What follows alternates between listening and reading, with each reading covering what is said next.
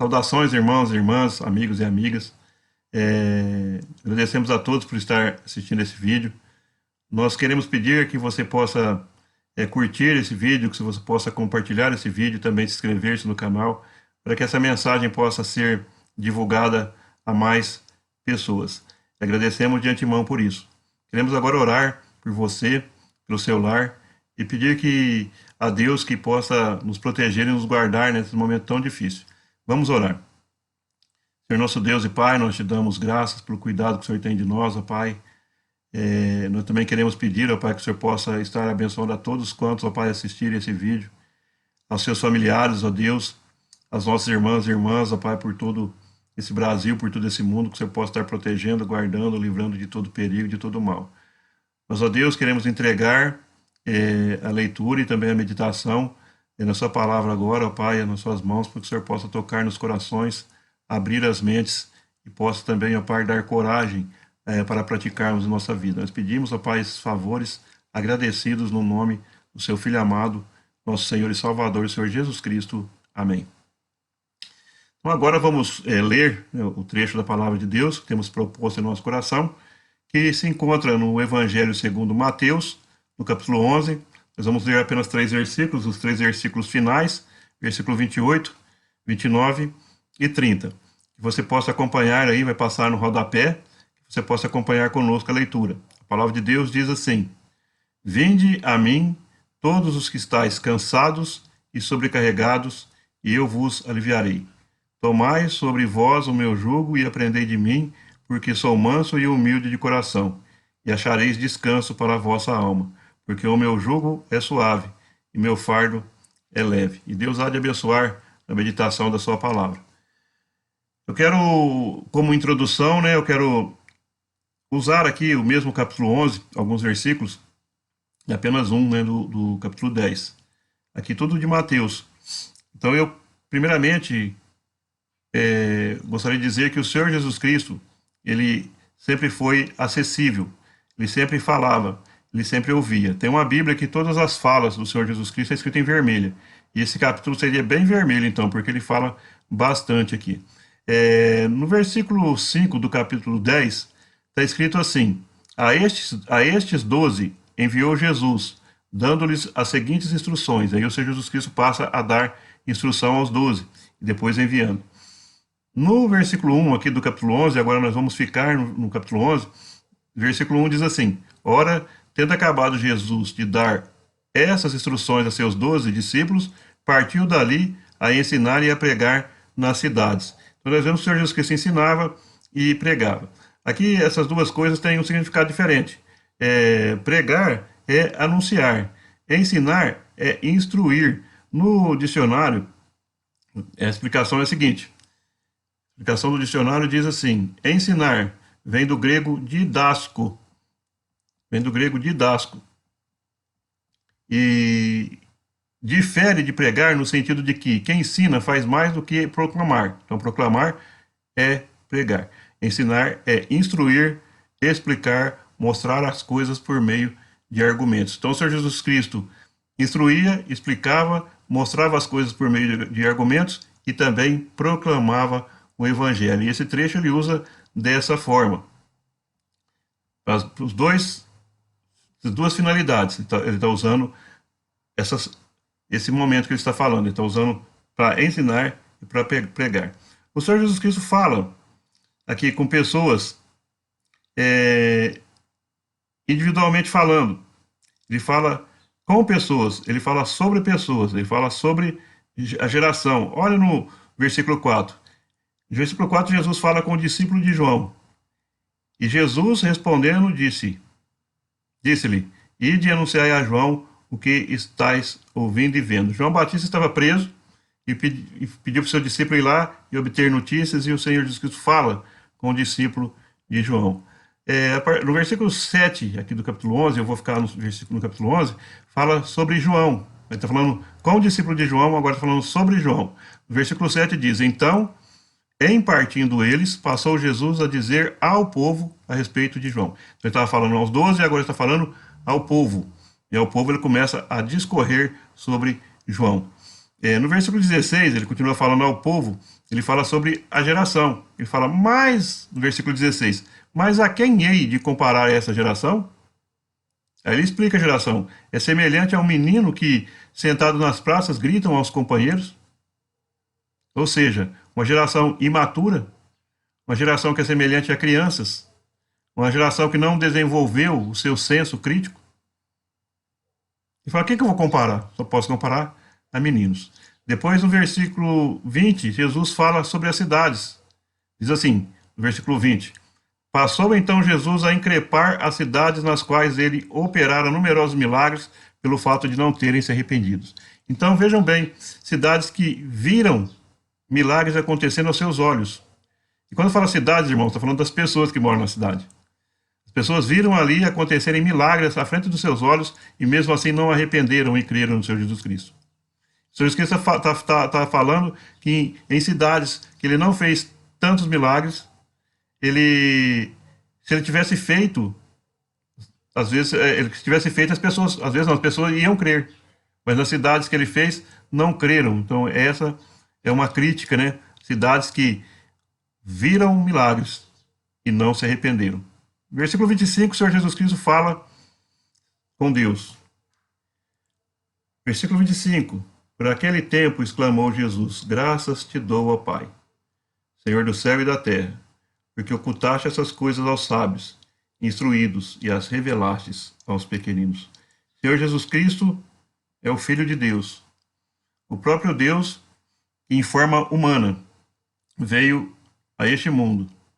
Viveu numa geração de pecadores. Viveu entre pecadores, sem pecado, e na cruz ele deu a sua vida para nos salvar.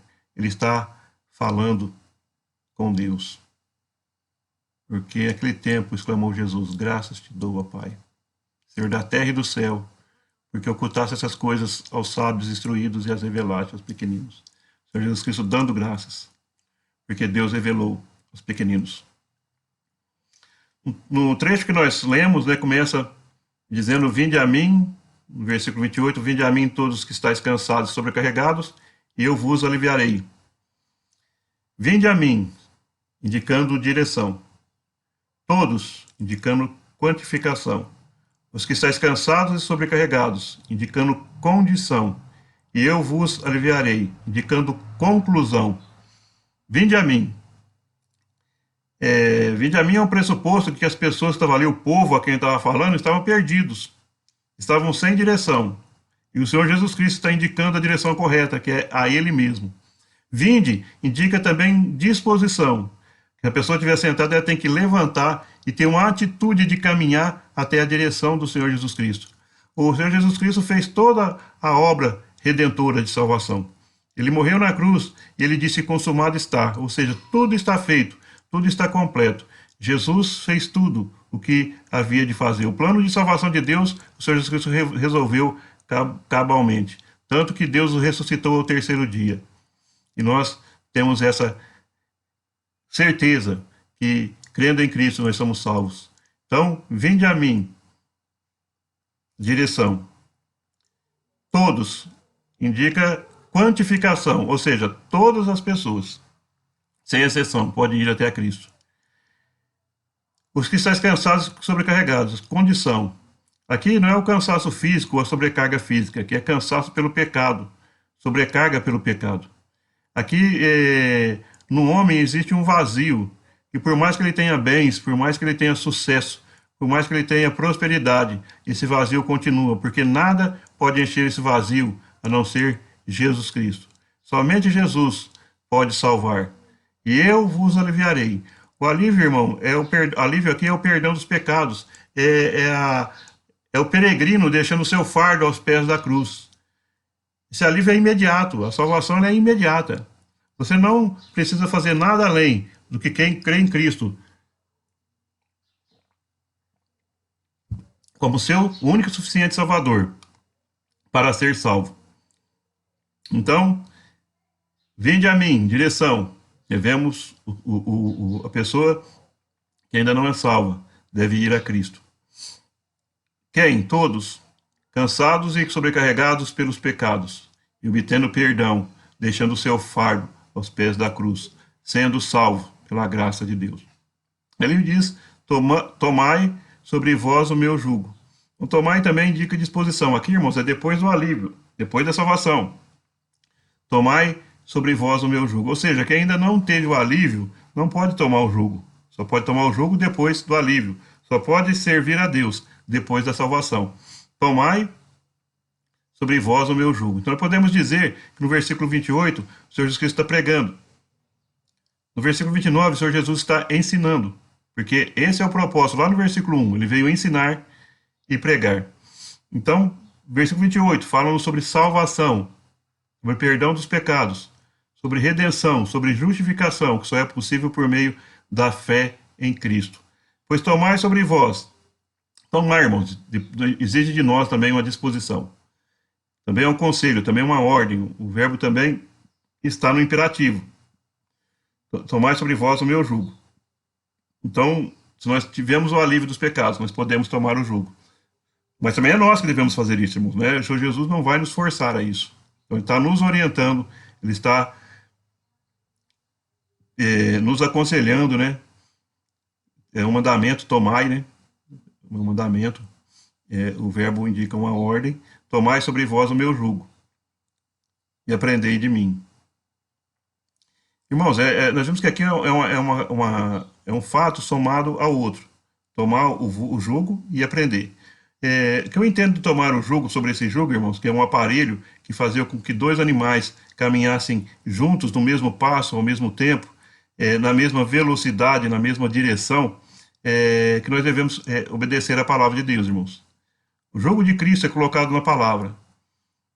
Aprender de Cristo é colocado na palavra de Deus. Então, se nós não tivermos contato com a palavra de Deus, nós vamos tomar um jugo sem saber como que é esse jugo.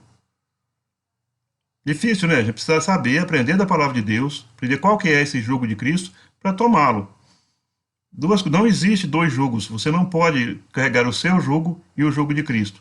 É abandonar o nosso jugo e tomarmos o jugo do Senhor Jesus Cristo. E aprender de mim. Então, irmãos, você não pode falar que está obedecendo a Deus se você simplesmente tomar o jugo. E aprender, porque se você não aprende, você não sabe qual que é o jugo. As duas coisas são juntas. O ele indica uma adição. Tomai o meu jugo e aprendei, são as duas coisas. Então, vê como a palavra de Deus é perfeita. Ela vai crescendo, como que ela vai se conectando de uma forma crescente. Ó. Tomou o jugo, aprendeu, agora você vê qual que é o resultado desse aprendizado. Mansidão e humildade de coração. Então, irmãos, isso dá para nós avaliarmos. Quanto mais eu sou manso, quanto mais eu sou humilde de coração, mais eu estou aprendendo de Cristo, mais eu estou tomando o jugo de Cristo. Se eu não sou manso, se eu não sou humilde, eu não estou aprendendo de Cristo, eu não estou tomando o jugo de Cristo. Então, aqui não tem como você fazer uma coisa sem a outra. Não adianta eu falar que aprendi de Cristo se eu não tomar o jugo de Cristo. Não adianta. Não adianta eu falar que tomei o jugo de Cristo, mas eu não aprendi de Cristo. Como eu vou tomar um jugo de que eu não sei? E se eu não tiver, irmãos, se você pode dizer que está tomando o jugo, que está aprendendo. Não tem como outro irmão ou outra pessoa avaliar isso, só Deus. Mas o resultado prático disso é a mansidão e humildade de coração. Então veja bem, se você fala assim, ó, eu tenho um pavio curto, quer dizer que você não é manso. Não é verdade? Se você não é manso, você não aprendeu. Se você não aprendeu, você não tomou o jugo. Vê como é que é uma coisa visível. O Senhor Jesus falando de uma coisa visível que vai fazer você entender as coisas de Deus. Se o Claudinei não é humilde e nem manso, não estou aprendendo do meu Senhor. Eu não estou aprendendo, eu não tomei o jugo, eu estou com o meu jugo ainda.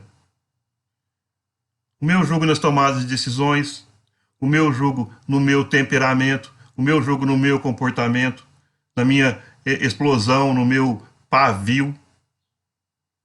Eu tenho pavio curto, pode falar isso, crente? Não, hein? Não tem, você não pode ter pavio curto. Se você tem, melhora, porque isso também é um processo. Aprender de mim é um processo. Você não vai aliviar, né? Ser salvo e já vai, pum, já está tudo perfeito. Não é assim, é um processo de aprendizagem, é por toda a vida, mas devemos nos avaliar. Muitas vezes nós temos a facilidade de olhar para as outras pessoas e não olhamos para nós mesmos. E o fato é que nós devemos julgar a nós mesmos, aí depois sim o descanso. O descanso para a alma, irmãos, é a conclusão. Eu não vou ter descanso para a alma enquanto não for manso. O manso não tem descanso. Aquele que falta humildade também não tem descanso, que está pensando em si mesmo com grandeza. Irmãos, pensemos nisso. Nós que já somos salvos, tomar sobre nós o jugo de Cristo, andarmos juntos na mesma velocidade, na mesma direção, ao mesmo tempo, obedecendo a palavra de Cristo e aprendendo de Cristo. Eu tenho convicção de que falta ao mundo é compreensão do Senhor Jesus Cristo. A bondade do Senhor Jesus Cristo. O entendimento, a sabedoria do Senhor Jesus Cristo. A mansidão do Senhor Jesus. E a humildade de coração do Senhor Jesus. E aí sim, a conclusão disso é achar descanso para a vossa alma. O Senhor Jesus Cristo ainda fala que o jugo é suave. Sabe por quê, irmãos? Porque ele conhece os nossos limites.